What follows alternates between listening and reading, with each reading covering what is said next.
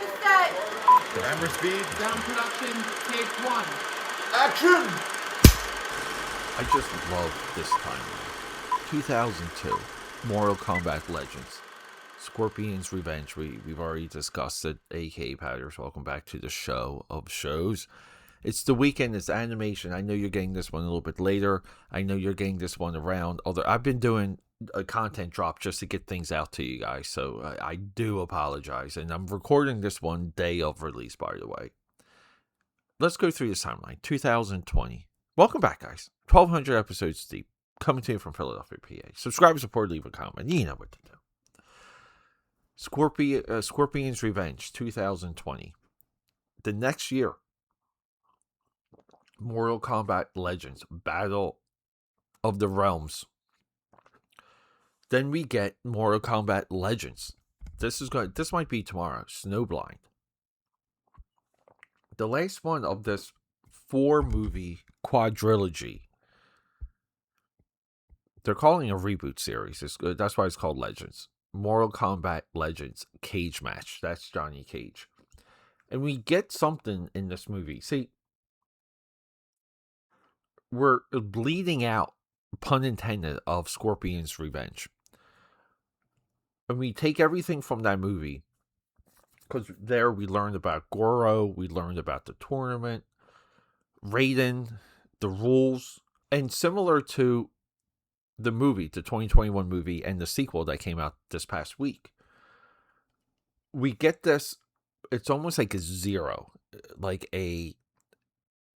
it's a pre-tournament like adventure or story. See, the Mortal Kombat movie, like Scorpion's Revenge, sets the stage, has nothing to do with the tournament. There we learn about the rivalries, we learn about the rules of the tournament, why the tournament exists, why you must have a winner, why you must have a loser. This takes time because we also have a giant cast of characters. And the Mortal Kombat cast of characters, I think, is so large and perfect and just on point that we can kill some of the major characters along the way, and there's a newer major character to walk in its place. There's no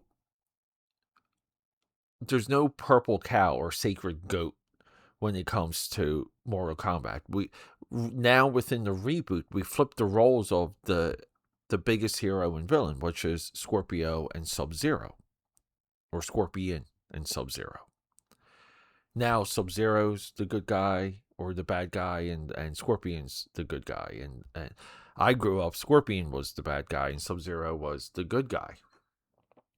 So we've already done that. We've done that in this very fun, creative way. The template that we get from Mortal Kombat Legend Scorpion's Revenge is the template that they're copying right now in the live action, which is, let's take time and establish the characters and the world, and then in part 2 or the sequel, we will get into the tournament.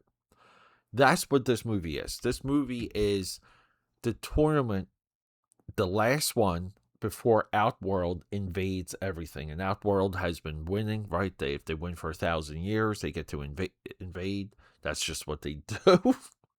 That's what we learn about the Elder Gods. We see the Elder Gods in play.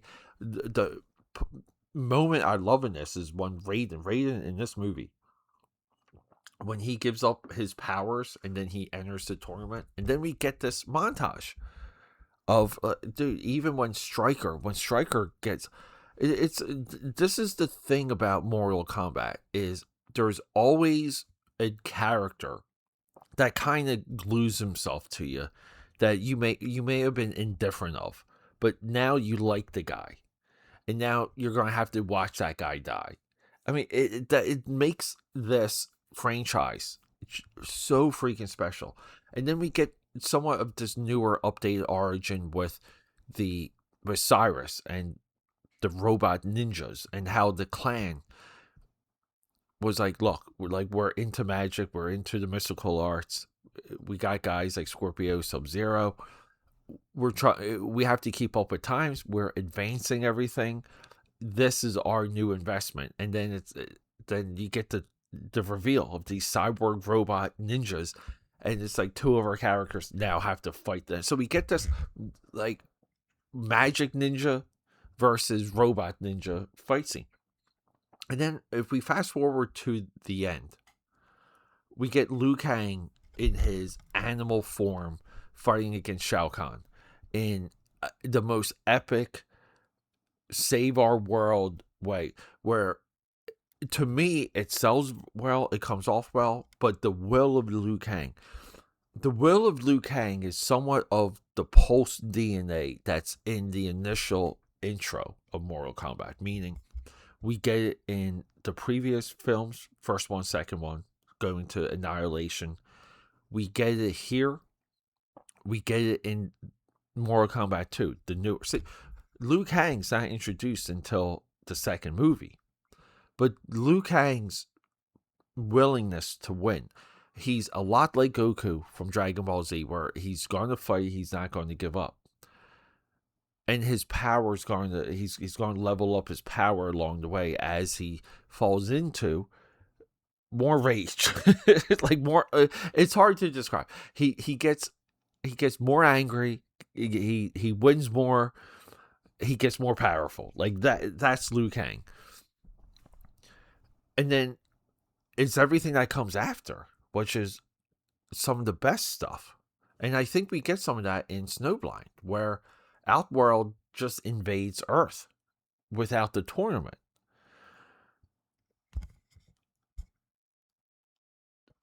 The saga of Mortal Kombat gets outside of the theme of the video game, where the video game is the tournament. And by the time we get to like the third part or the part 3, we're out of the tournament. I think these two movies, the way how they work together, the way how they rewrite the franchise, the way that they reboot everything is absolutely perfect. I think for adult animation, for hardcore violence, two of the best.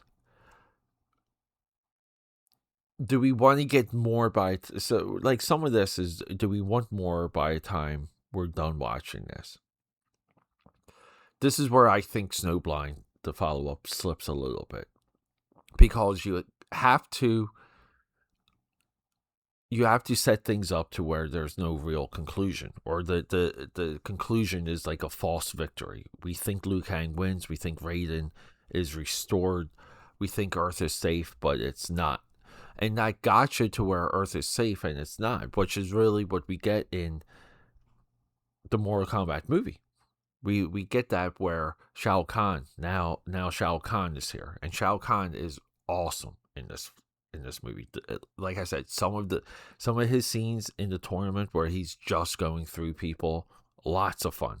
Where he's just too powerful, can't be defeated. The Shao Kahn Raiden fight is there. So there's a little bit of a disconnect to building into Outworld's invasion. What you have to do is tease the Earth invasion during the course of a movie like this, or in the new Mortal Kombat 2. I haven't seen it yet, AKAPAD. I just know some of the story details. But I feel Mortal Kombat Legends, Scorpion's Revenge, Mortal Kombat Legends, Battle of the Realms. Battle of the Realms might be one of the, if not the greatest animated sequel that we have. I think some of the DC films in the shared DC universe would compete. I can't think of an animated film that has a level up on the stakes, the introduction of new characters, the seeding of what we like of the franchise period, like redefined. The villain, we want to see the good guys win. Like all of these things that you get in a sequel. Some of you might say it's Aladdin, the Prince of Thieves. I'm sorry, I'm sure, just trying to think of the subtitle of Aladdin too. It's a low category. We don't have a lot of animated sequels. We just don't. But we have this, and I think this is one of the greats when it comes to cartoon sequels. What a fun series! I'm kind of at the stage because I'm so deep in Mortal Kombat. I feel like I can talk about this for weeks, but I Love the end of this movie. I love seeing the full expansion of the power sets and where some of these characters can go, and knowing the fate of Liu Kang in like the later lore of Mortal Kombat. Really, it's really cool stuff. I think they sell between these two movies. They sell everything good about Mortal Kombat, everything that works of the franchise, everything we like of the franchise. I'm not sure what they could have added. In my view, these are the versions of the characters. I love you guys. Rock and roll. Okay, that's a wrap.